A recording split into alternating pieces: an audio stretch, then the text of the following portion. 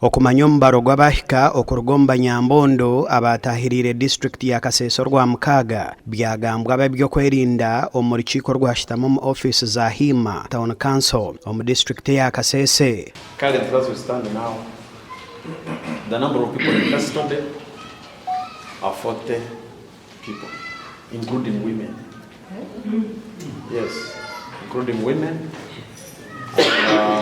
The number of people put out of action, meaning those who lost life, are standing at 19. Elfaz Muhindi or chairman w'entebe ya katana habwa district egi nagira ngo hariho abantu abari enyuma y'ekikorwa eki. From a reliable source, they seem to be having some sponsors, even from outside Songora North, where majority of these people have been. But the operatives, having received some of these people that were arrested, they have got enough information, and the government is going to track them.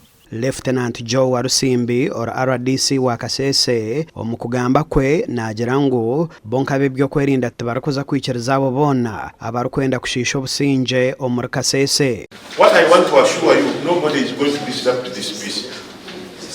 Hiyo hakuna haitakuwa. Hakuna haitakuwa. Make sure that you enjoy the peace.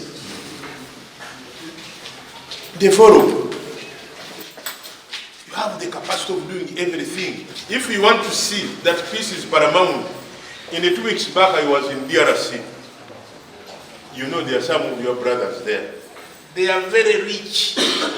Honorable Godfrey Kabyango, Minister wa Kanyabwenge hamwe no kwa Ageihangwe nagira ngo Abitsirwe babuzibwa abafumo kandi eki yakijumira. Some of them are deceived by witch doctors.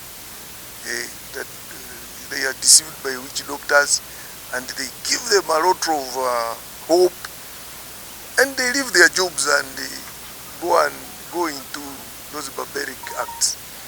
But we are going to intensify mobilization. Minister yayongera yasiima abatura ahabwo kukwatanisa nabi byo kwerinda okureba ngo barwanisa batemaba. I would also like to thank the Wanainji.